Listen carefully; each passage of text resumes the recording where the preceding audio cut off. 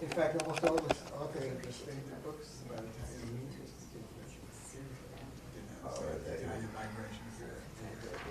Mentions me as acknowledgments in truth and history.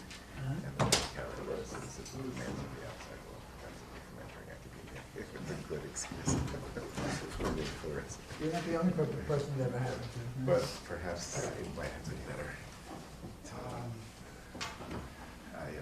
Every path has its roses. Yeah, I still can't keep my hands off history books.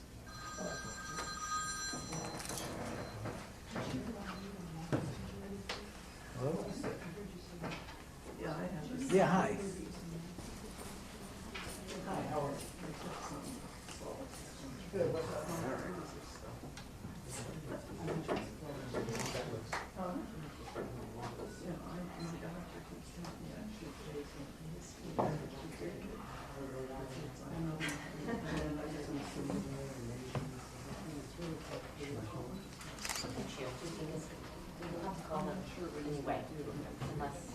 Do you need microphones? Oh. There's a sign that there's a number to call. I think they actually intended this one to be on. Oh, okay. Right? Just move it. Well, helps for a while. Okay, that'll work.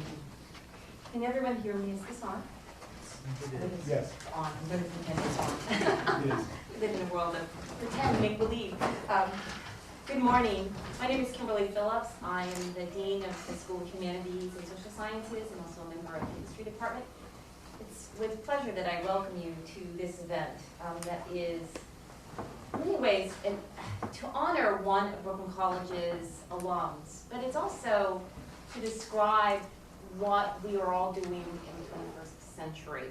I think it's important to recognize Oscar Handlin, who grew up here in Brooklyn, who graduated from Brooklyn College in the early 30s and would go on to get a PhD in history at Harvard. He was he had a BA in history, so he would come out of our history department and then go on to write and rewrite the history of immigration. His most well-known book, The Uprooted, which won a Pulitzer Prize, I believe in 1956, is one of those game changers. And for those of us who came up through graduate programs in the 1970s and the early 1980s, we were all still reading around and through Oscar Handlin. I myself am a historian of Black migration and worker migration, and Oscar Handlin was a towering figure.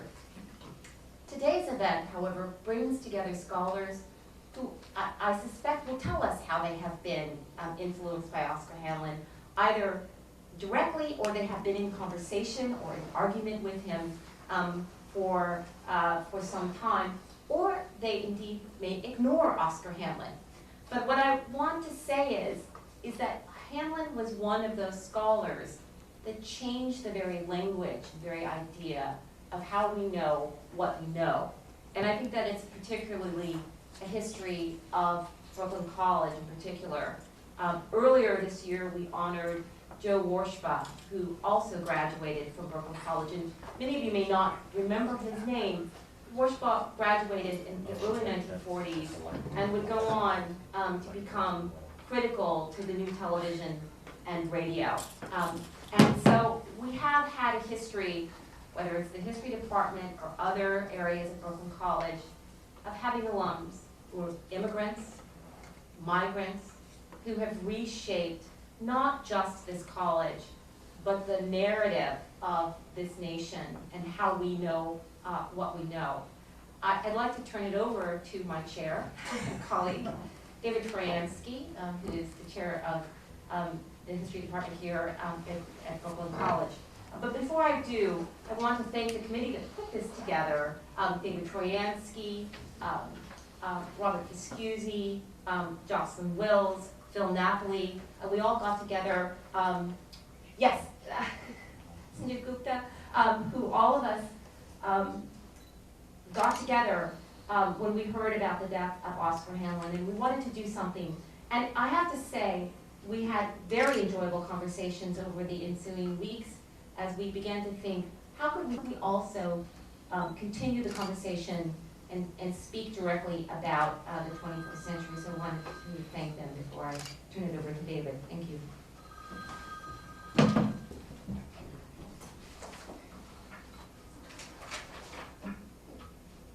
Thank you, Dean Phillips. I'm not going to say much. I'm not an Americanist. There are people here who know a lot more about immigration history and migration than I do. I just wanted to first offer welcome as well, but also to make a point that I couldn't have made if I hadn't been looking through old personnel files when we did an event like this after the death of John Hope Franklin. Because when I was going through Franklin's file, I found a letter from Oscar Handlin. And I found evidence of other sorts of active scholarly friendship and mutual aid in a sense. And I'm not sure how much of this I can reveal, but all the principles are gone, so maybe it's okay. But there was a letter from Arthur Schlesinger Jr. to the then chair of the history department at Brooklyn, saying Oscar Handlin has just come back from the American Historical Association meeting and tells me that you're considering John Hope Franklin for chair of the department. And then he goes on to say how this would be. Then there's a letter written the same day by Oscar Handlin to John Hope Franklin, encouraging him, saying, this would be a great job, you should take it. And he, for a chair of department, it was interesting to see that it really wouldn't be so bad. You only have to do 10 hours of work a week as chair, and the rest of the time you can do your own stuff. I think that's changed. Or he just had expectations that people would be superhuman. In any case, what it told me was that there was this relationship among fellow graduate students at Harvard in the 30s, because both Handlin and Franklin were they were basically colleagues in graduate school. But they kept up. They were part of an important cohort of historians in the US. And Handlin obviously maintained this connection to Brooklyn College that I hadn't known about. I knew he graduated from here, and he went on and was greatly associated with Harvard. But there was this concern for the future of the history department at Brooklyn, and an attempt to do something that turned out to have been really historic in 1956. So I'm going to turn it over now to Phil Napoli, who is our resident specialist in immigration history and oral history and other things, and he'll make the introduction of the keynote speaker. Thank you. I'm gonna put this down. If that's okay with y'all. I'll do my best to speak loudly. This is an enormous pleasure for a variety of reasons. It's a moment of watching connections and recognizing connections for me. David was just speaking about Arthur Schlesinger. Arthur Schlesinger was sort of the mentor to my mentor at Columbia University, Professor Alan Brinkley. And I'm sitting in a room full of friends whose work I've read and continue to assign, and so that's kind of a nice fact. And further, we continue to read Oscar Handlin in my classes. This is an event that gives me a warm feeling. I'd like to introduce, my job to this moment is to introduce Professor Virginia Yans from Rutgers University. Our keynote speaker, Professor Yans, is the Board of Governors Distinguished Service Professor at Rutgers. She's been at Rutgers since 1978. Professor Yans is engaged in a variety of projects very dear to my heart as a public historian working with PBS Television, writing the official guide to Ellis Island, and most recently co-editing a volume called Women on Their Own, Interdisciplinary Perspectives on Being Single that came out in 2008. I consider Professor Yans a friend of mine. I have borrowed heavily from her work as I've done and prepared my own teaching. So this is an opportunity to say thank you and to welcome you to Brooklyn College. With that, thank you. Is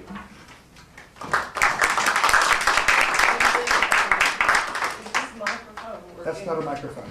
This one is, and I will bring this Because I back have over. a sinus problem here with my ears and also my throat. Okay. I want to thank you for giving me this opportunity, which I have to say is one of those normal opportunities that you say, how am I going to do this with all the work I have to do? But I have to say, I'm very excited and interested in what I found upon taking the opportunity to look at Oscar Handlin's work and his life insofar as he revealed it. I don't think his papers are available, and I wouldn't have had time for this particular occasion to look at them. But here I am, and everybody's talking about genealogy, so I will put mine out front. A person who made her career, and in fact began her career opposing what Handlin had delivered, okay? And certainly in the 60s and 70s, I was among those who said, tear the house down, right? Not only in terms of consensus history, but the older generation. So that is my lineage, and here I find myself coming back and really trying to look at this person and his contributions in a way that I had not anticipated discovering. So that's pretty exciting to me. The other thing is that I have kinship with many of you in this room because my mentor, Herbert Gutman, is a graduate of Brooklyn College. So, and I thought of that last night. And of course, he and Handlin had things to say to each other. And finally, one of my students, Jose Moya, who is now himself a very, very distinguished person, was a student of mine at Rutgers. So we have lineage thick in this particular occasion. Let me see if I can give you a kind of headline on what I found about Handlin. I was very shocked when I was speaking to David Brody, one of his students, who said to me, you know, Handlin didn't think of himself as an immigration historian. He thought of himself as an American historian. And I thought, oh, David, you know, okay. That came back to me suddenly as I was rereading The Uprooted, which I now read very differently from the way I read it when I was a graduate student. And I must say, even if I had the wisdom and that has accrued over these many years of doing research, I would have thrown that in the dustbin too, because I had my mission to accomplish, and it would not have the thing I want to say about him today would not have particularly struck me. But basically, what I want to argue here is that The Uprooted, and Matt Jacobson has pointed to this in an essay he wrote, and I want to elaborate what you wrote, Matt, today, that The Uprooted was very much about America. It was his version of the position that America should occupy in the international world after the Second World War and during the Cold War. And when one reads the book that way, all kinds of things begin to make sense. Like, why would he write about immigration purely from the perspective of peasantry? Why isn't there any reference to return migration, which he later, at the nudging of David Brody, among others, revises? And I think what he's doing here is he is the son of Jewish immigrants who's really writing a Jewish story about America as a safe haven, using peasant immigrants as the vehicle to do this. And I never imagined this book being about this. Let me see if I can convince you that I'm correct. One of the images that struck me when I was with the books piled up, you know what you do, guys, you're historians, pulling one here, pulling one there, and also looking at the computer, is an image of a young boy about 15 years old, and this is maybe is legend, but it may have some truth to it too, in Brooklyn. If you were to come down a busy street in Brooklyn, you might see a push cart veering towards you, swerving, and you might be anticipating having to get out of the way. Behind that push cart is a young boy at age 15 in the 1930s, and he's reading a book, okay? And so right there you have a kind of metaphor for, I think, the story that Handlin is telling. It's American enterprise in front of him, and he's reading a book. Now, where else in the world, for a young boy, I'm sure his Jewish parents told him, can that happen? And certainly the career that he had, going right from Brooklyn College at 18, this time crossing Harvard Yard of the Brooklyn streets, on his way to getting his PhD, affirmed this ideal dream of America, none of which is surprising. Now, we know very little about his life. He was not forthcoming about his personal affairs. In fact, by all accounts, he was a rather taciturn person. One of his students is here who can fill us in on that. The Uprooted has an autobiographical reference to, I'm not sure if it's the second edition or the first, autobiographical reference to observing his father hooked up with tubes approaching death. But The Uprooted is not an autobiographical book. We know a little bit about his parents, that mother was a one-time garment worker, the father a petty entrepreneur. They fled Tsarist Russia. They loved literature, they loved learning, and one gets a sense of this kind of not at all unusual commitment to social democracy, America as a safe haven for Jews. They had, typical for their generation, a belief in education for their children. Perhaps atypically, they sent 3 of their children to Harvard, you know, one of those miracles that immigrants accomplished.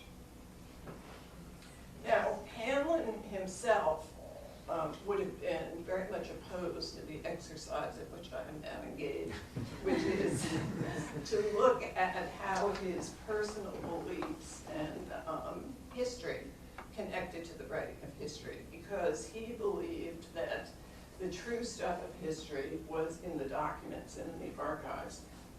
And this is actually began before postmodernism and the cultural turn. He was very opposed to relativism, because his generation's rebellion, a lot of it was about, and even before him, was about relativism.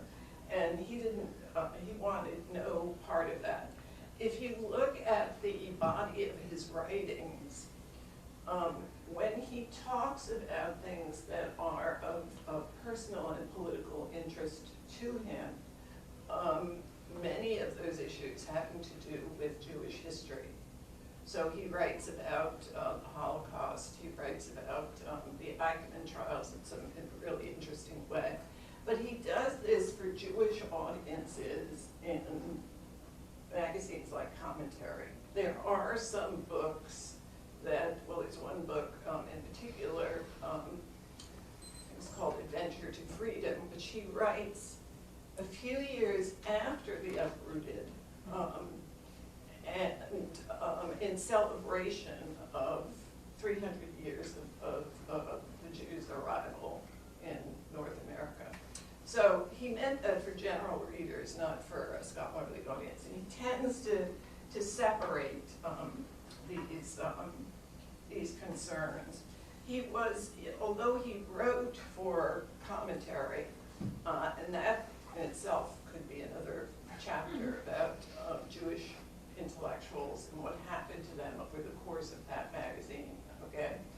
But he was not one of these feisty, ranting intellectuals that we associate with commentary, who addressed the Jewish intelligentsia. He was much more comfortable with the academic mantle in Harvard Yard. That suited his temperament. But he did, I believe, within his work, what you can find is beliefs that I'm sure were rooted in his Jewish American experience and more than likely his parents' values and attitudes. America is a safe haven for democracy, and this counterpointing of American democracy, particularly after the Second World War, but also during the Second World War, to totalitarian regimes, which in the post-World War world, of course, is Stalinism, and before that, the Nazis. Now, he was not unusual in this. For example, his good friend, the Harvard sociologist, Nathan Glaser, had, according to one historian, faith in the nation's unique ability to guarantee Jewish survival. Okay, so with this kind of biographical material in mind, I started, and also my own work on Margaret Mead, who actually during the Second World War, when she writes her study of the American character in Keep Your Powder Dry, is concerned with exactly the same issues, okay? She's talking about the American character, which many people neglect to observe. She sees as an immigrant character. You know, I don't know why people have not picked this up, but there were other intellectuals, academics, writing at this point in time who were not Jews, but had these same concerns, not just for America as a haven for Jews, but America as the standard for protecting the world and universal human rights, okay? So this is not simply a question of what Handlin's critics have said about him, including myself, that he draped himself in the American flag and couldn't see, you know, beyond his nationalism. He really had this internationalist perspective that I think gets lost if one criticizes him and his generation simply as consensus historians. There was a broader vision that, looking back, I understand differently here. So if you look at the Uprooted, which he publishes, I think, in 1951, the early 50s, and you read the first sentence, this is the famous phrase, I thought to write a book about Americans and immigrants, and of course that's what I'm related to. And then the second sentence, and then I found out that the immigrants are America. This begins, he doesn't carry that agenda out in the book, which ostensibly is simply about immigrants, okay? But I think this is the subtext that I'm talking about, his relationship and his understanding of how one creates a unified American narrative, okay? Which he believed historians could do and should do, okay? And what he does, my suspicion is, in imitating Frederick Jackson Turner, because remember, this is a young man on the make, okay, at Harvard. He's looking for a way to construct a kind of national narrative. And while this may, and if you read it now, you say, he's reifying something that, how can a historian do this? But you have to recall that in this period of time, you have other scholars doing the same thing. You've got Margaret Mead and others doing culture and personality studies. You have other people looking at American national character. I'm not sure when David Potter publishes People of Plenty, but Handlin later went along in his work and talked about prosperity as forming American character. So this was not, to us it seems a little strange, but because we don't approach the past in that way. But this was his objective. And he was joined in this objective, as I said, despite his very strong Jewish identity. He was not alone in doing this. And of course, I think to read this simply as a consensus historian reaction, it really underestimates the horrors of the 1930s purges, well known in anti-Stalinist left circles, and perhaps even some knowledge of Stalin's plans in the early 50s to purge Jews. Now this was a matter of concern to people who weren't Jewish, okay?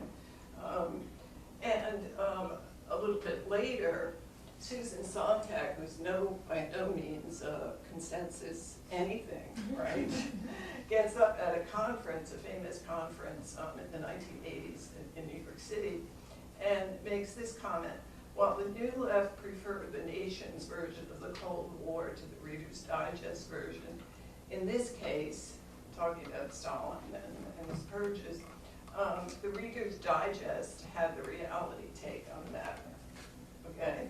So Handlin begins to look very, very different from someone who, as I would have interpreted him as a young Turk myself, as someone who's bent simply on maintaining the assimilationist American dream. And in fact, one of my colleagues, historian Nancy Sinkloff, who is now doing a really interesting research on Jewish neoconservatives, and I've been in conversation about this, and she points out that there was a long tradition in Europe, okay, not simply in the United States, of advocating, Jewish intellectuals advocating, aligning with Gentile government and participating in civil life, and later becoming fully Americanized as being in their best political interests. Okay, so when you see this as a transnational phenomena with very deep roots in European history, it begins not to look like Jewish exceptionalism, American Jewish exceptionalism. It's a strategy that had been used by Jewish intellectuals. And my guess is that Handlin was aware of this and knew about it. If you look at what was going on between him and his colleagues at Harvard, including Nathan Glaser, okay, who had gotten to the pinnacle of this white elite intelligentsia, at least in institutional terms. One of the interesting things about this is Handlin's own personal history at Harvard. He begins with this very optimistic American belief about the United States being the land of opportunity, and his own meteoric rise certainly confirmed that.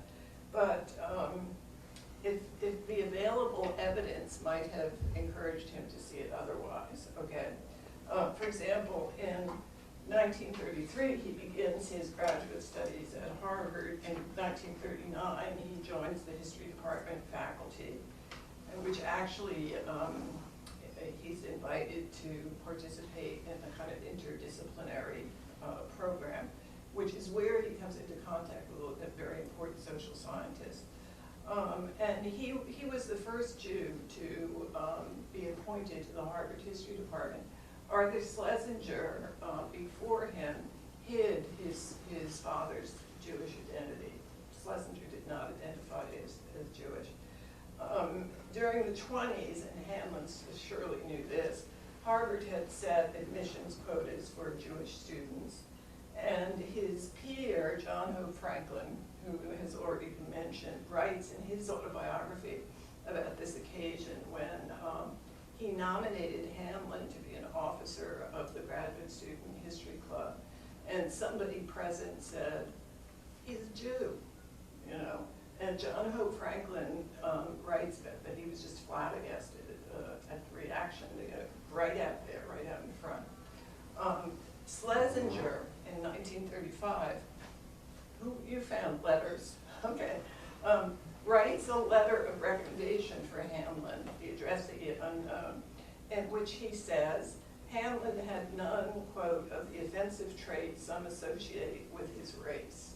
And this, if you read Novik's book, That Noble Dream, he has a whole group of letters from Schlesinger that you know, talk about Jews in that way, okay? So Handlin must certainly have been aware of this. At age 87, when he's being interviewed, he insisted that being a Jew at Harvard did not matter.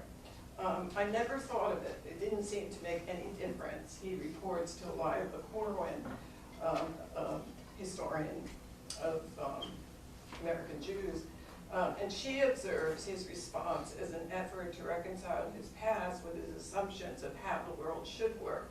So from my point of view, this may be a denial is a better way to describe the reaction, but it could also be, as my colleague Nancy Sinkoff observes, a common strategy to which I referred to before by intellectual Jews and in both Europe and the United States as a means for Jewish survival, stay near the sources of power, if not in them. Okay, so that's how I think he was positioned within the American Academy. So if you look at Handlin's career, indeed, The Uprooted, which tells the story of peasant immigrants, not urban Jewish refugees, the story can be read as an American Jewish survival story. I mean, it's very odd that he writes only about peasants. And I just get this feeling he's telling the Jewish story, even as he's telling this story about peasants. Now, one could argue, well, he wrote Boston's Immigrants about the Irish who were peasants, so he was just continuing that peasant saga. But I'm not entirely convinced. Also,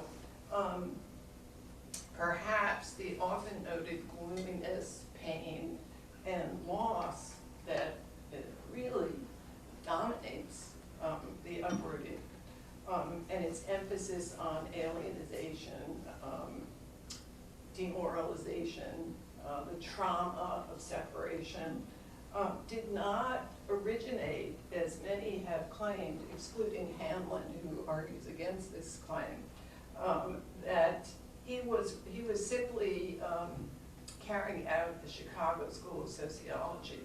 So I would argue, and their Gemeinschaft ist Gesellschaft position, I would argue that what's really happening here again is he's telling a Jewish story.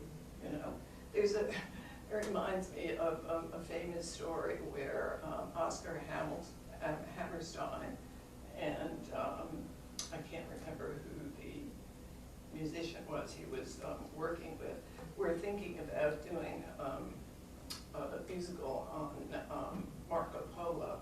So one says to the other, it was Jerome Kern, I think, and Hammerstein, well, how are you going to tell this story? And Kern says, well, you know, I'll add this musical element and that musical element. I'll tell a Jewish story. You know? So it shouldn't be surprising that this is going on. Let's see.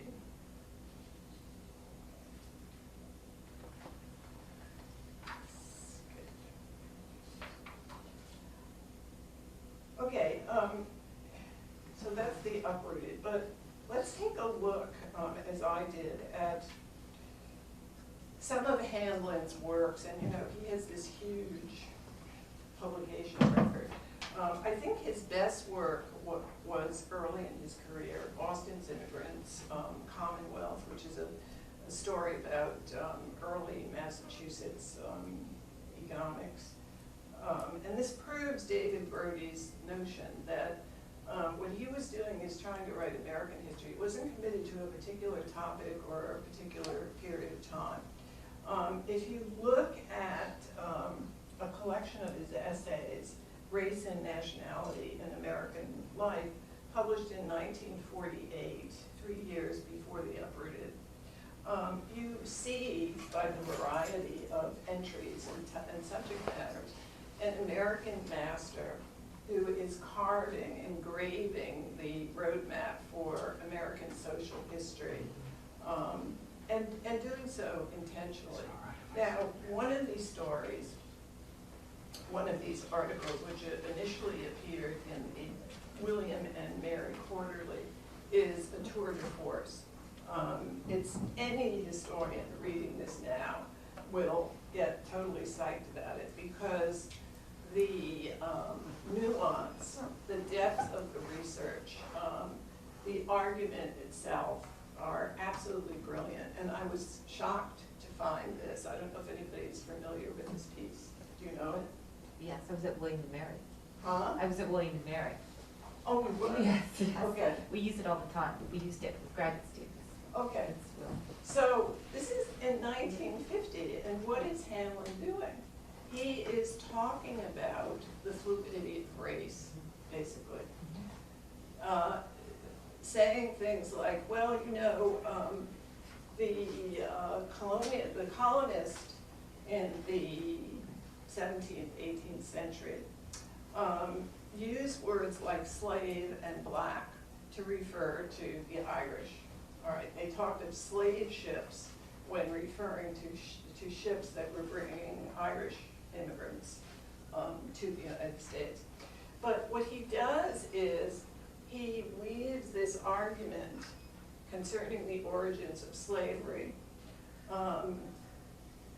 in a very surprising way when you look back at it, because what he's saying is that skin color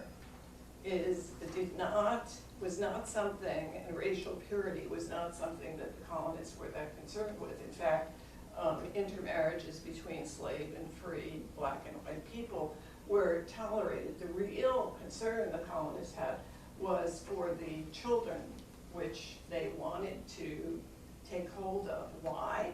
Because there's a shortage of labor. And so what happens is that English law concerning servitude and lowly servants, which has no precedent for what do you do with people who have dark skin, okay? English law in the colonies is tinkered with to make adjustments so that this period of servitude for Irish whites who were also Christian, and this was very important under English law, because you couldn't, apparently, you could not enslave Christians. So what happened is, as an inducement to encourage white labor from Europe, there is a tinkering with the law that shrinks for Irish low servants, the period of servitude, even as it's extending it for African Americans. And he says the colonists realized that because Africans were brought here under duress, they weren't going to write home or hit their information networks across the Atlantic telling people don't come to Africa, okay? So what he's saying is that slavery originates as, which some things people like Richard Morris were also talking about, the labor problem in the colonies, as a result of labor shortages. And it's, he demonstrates in a palpable way how the material conditions, and he was no Marxist, okay, precede the heavy burden of color, not the other way around. And it's just an amazing piece. Now, he also, in this essay, prefigures, because he does comparative history between the English colonies and the Caribbean in terms of how slavery was developed in these different places. So what he's suggesting here is comparative history, transnational history, and the history of the Atlantic world, and this is 1950.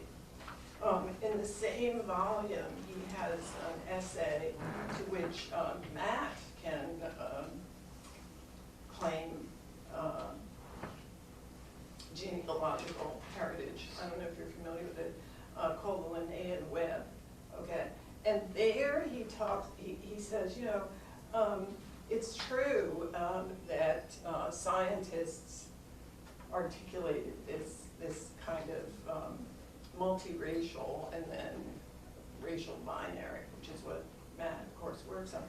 But he says, you know, this country was full of different kinds of people, and when they saw each other in the street, they didn't necessarily, or when they went to a vaudeville show, they didn't necessarily say, oh, okay, this is true. You know, these stereotypes I see are true. And what's really interesting at the end of this essay, he comes back to this interpretive theme that I have. You know, these guys, these scientists made a big mistake because they think that people are categories, and what they're forgetting is the horrors of the Holocaust. Basically, that's what he comes to at the end of this essay. So again, this whole you know, concern with human rights and racial distinction is seething there under his work. Now, what happens towards the end of his career, or certainly by the late 70s, is you have a wave of young scholars, myself among them, who are busily deconstructing the whole national narrative as best we could, and writing the history of women, workers, African Americans, gay people, even as when you get the whole postmodern movement and literary turn, you get really fundamental attacks upon the whole concept of Enlightenment, concept of historical truth and the possibility of discovering historical truth. And of course, literary analysis and theory starts to march in, claiming first place before digging in the archives, which is the kind of research Handlin wanted to do. Add to this the politics of the younger generation, which attributed inequality to structural causes rather than to individual failures. So I think even at this point, one could not fault Handlin for his position on civil rights and human equality. There was a separation between that and what we today would call entitlement programs. He was very much against affirmative action, for example. He was very much against bilingualism in schools. And again, I think part of this position, it can be traced to his position, his history, his personal history as an American Jew. He was against those who were opposed to the Vietnam War because he was absolutely anti-communist and, quote, believed in being anti-communist. That a lot of these younger people were Jewish only increased his sense of betrayal.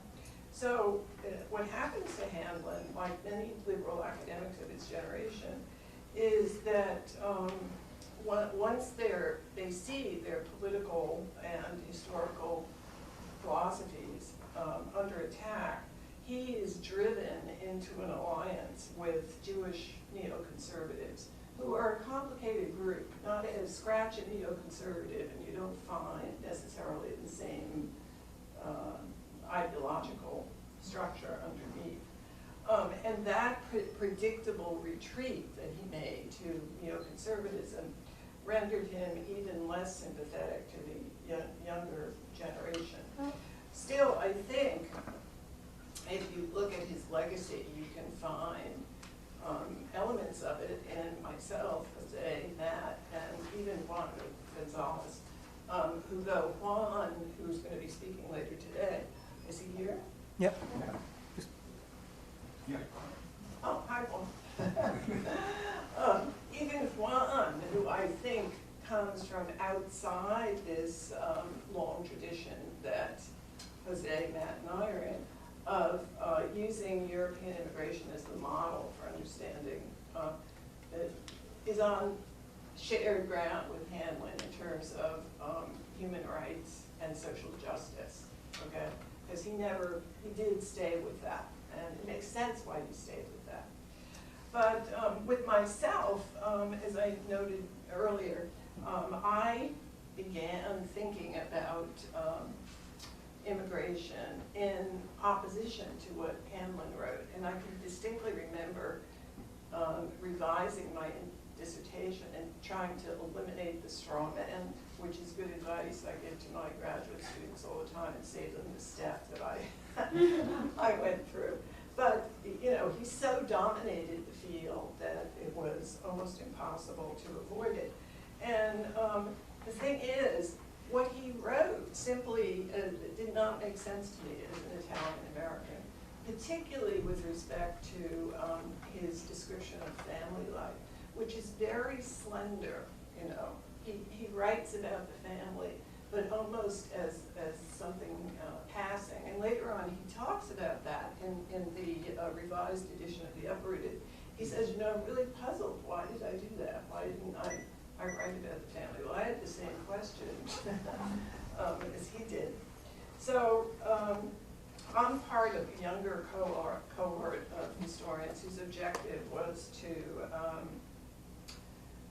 rewrite American history, to turn it away from the big white man narrative, and to direct chronologies away from war, constitution making, and so on, towards stories of working class culture, slavery, immigration, women, sexuality, the family, popular culture. And this, of course, was a subversive agenda which had great appeal to students of the 60s and 70s who participated in the civil rights movements, women's movements, anti-Vietnam movements. And these were very passionate days, which I think my graduate students today are envious of correctly, because there was really a belief that history was something, and public culture that history could inform was of major significance. Because the other thing, of course, is that Handlin's concept of the immigrant as victim simply was not going to work for me or for other people in this period of time, the 60s, who were deeply engaged in what Matt has written about, which is white ethnic pride, reacting to or pulling on the coattails of the civil rights movement and saying, well, what about us folks? You know, not all of that was directed towards getting the goodies. Some of it was an ideological response, claiming the dignity for white ethnic immigrants' history that we believed it observed, we deserved. And of course, in addition to Handlin, I was very much influenced by my mentor, Herb Gutman, who was actually working before he wrote the Black Family book, which was really a long detour from what we were all working on, which was to try and understand the process in social history. And disorganization did not seem to be a good metaphor. So what I did, like Handlin, I started reading social science, particularly anthropology, because the anthropologist had a very good sense, to my mind, of how traditional practices really operate when people come into cities or when they experience contact with advanced or developing capitalist societies. In there, of course, is the whole agency issue, which we were working at, and which Jose Moya tweaks and gives us a kick in the pants with. but I think Jose was right. It's just that was not the first project that had to be engaged with at that point. So I have people like Herb Guppin and E.P. Thompson who actually came to our graduate classes, talked to us, was very, very influential on that generation that I was part of, and was a very, very good friend of Herb Guppin. And they were going to rewrite the history of ordinary people. Of course, the irony does not occur to us that Handlin and his generation were among the first to take that as a project, right? So the children of the fathers are quite ungracious. That's not right for them to be uprooted. Okay. So, and of course, I made a feminist intervention here and insisted that women be given a more prominent place in this history. But I think one thing that's different about me and about Jose and Matt and Juan, if you read the introduction to Juan's Harvest of Empire, he places himself absolutely in the center of this narrative as somebody who was part of it and wants to, and it takes no reservation about being a polemic instead of, quote, an expert, because Juan is saying, I want my passion to be part of this. So this is a sort of a mirror image of Handlin, who's trying to repress his passion, but it comes out anyway in the text. Juan is right out there. And of course, well, I'm talking about Juan, in Harvest of Shame,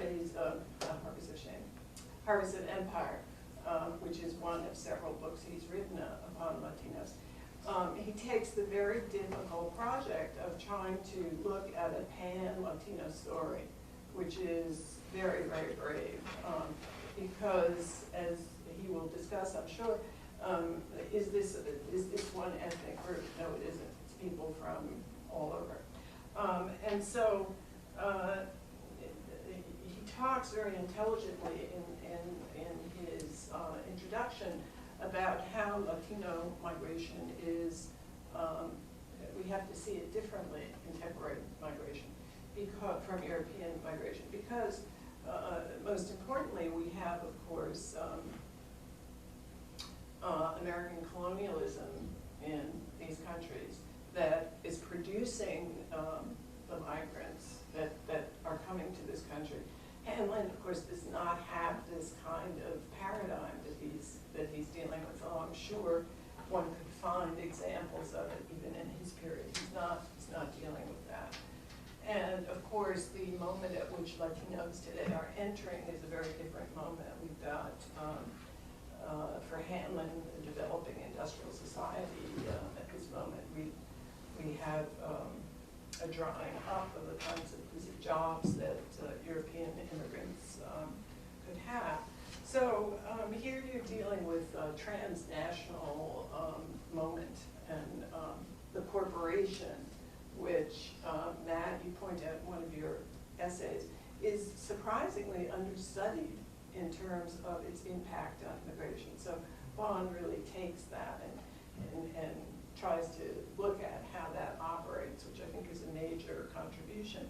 Now Jose at Rutgers in the 1980s, the postmodern moment has arrived, but he has a quote which is probably going to be as famous as Handlin's quote, I thought, because it keeps getting quoted.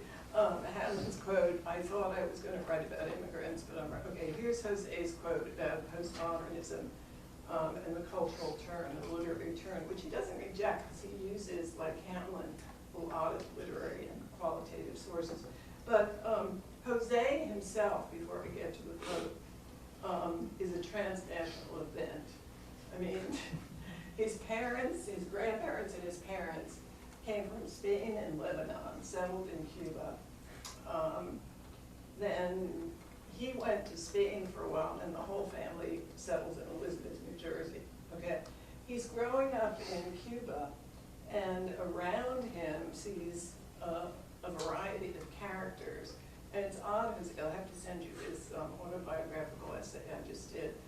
about growing up, and I attribute my interest in immigration not only to my Italian heritage, but to this world that I lived in with all these different kinds of people, which absolutely fascinated me. And so whatever magic there is in a child's eyes that makes them, you know, attached to this kind of world of difference.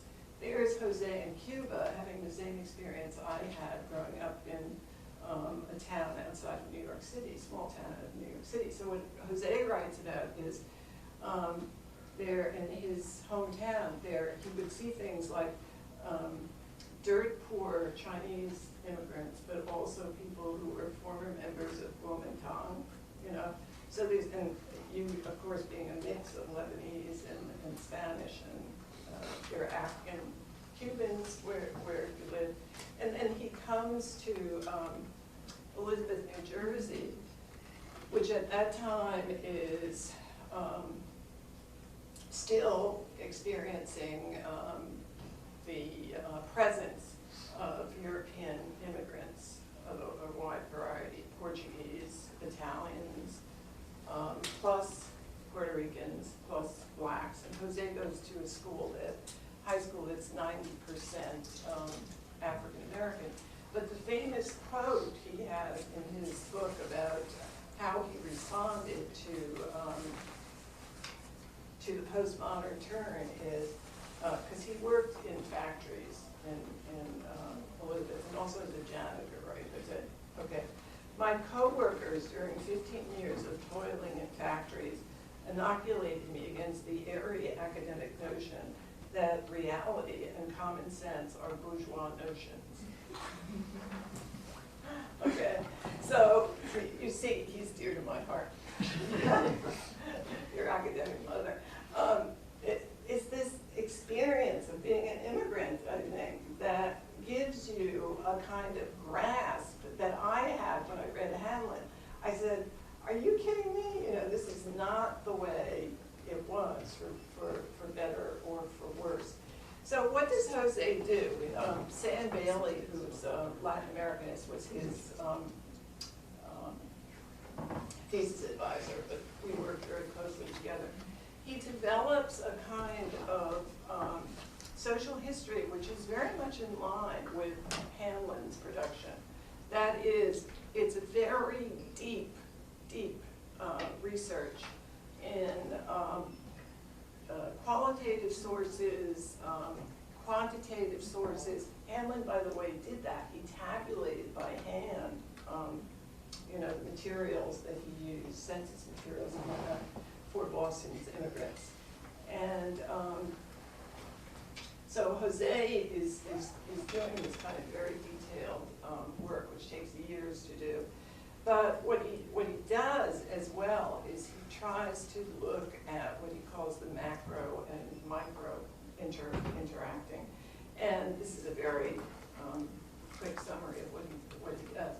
And what he's fascinated with is not simply agency, but how these macro forces, such as the transportation revolution, revolutions in agriculture, the advent of liberal democracy, really shape the world that immigrants are living in. And within those structures, they can make choices to do whatever they're going to do.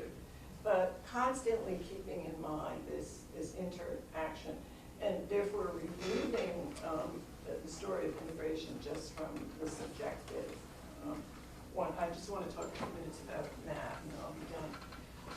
Enter Matt Jacobson, who, I nearly fainted when I realized that you were probably a little boy when I was doing this kind of rebel activity, which is a compliment to you because you've written so much and you've become such a prominent scholar. So what Matt does is very much a child of grandparents from Vilna, Poland at that time, right? Parents very active in the civil rights movement. I'm sure if we talk to him, we'd learn more about this. But it's easy to understand why what he does is go right for the binary, to try and understand with these parents who must have been talking civil rights and acting civil rights, with the child's eyes again. Where does this come from? How can it be, what produces this social injustice? So what he arrives on the scene, Deus ex machina, at the moment when the field of immigration studies is in disarray, because there are people like George Sanchez saying, you people who do this European stuff, we need to understand what race has to do with immigration, okay? And of course, everybody's thinking in social historical terms, but Matt, schooled as a cultural historian at Brown, intervenes with his work, very famous book on whiteness, and he's written several more, including very interesting material about my generation growing up ethnic. And so this is an extremely important intervention which brings together cultural history with immigration history. Now, I don't know if George Sanchez will be satisfied with this, but it's also an intervention in what people like David Roediger had done with whiteness studies, because as Matt rightly points out, as brilliant as that work is, it's very focused simply on material life, and what Matt wants to do is expand this so that we can understand what the privileging of whiteness is within a broad, really broad historical context. And that's why some of his books, like the one where you talk about the Philippines, I think seeing whiteness within the context of imperialism is really important. So, rest in peace, Uncle Oscar. You did good. Thank you.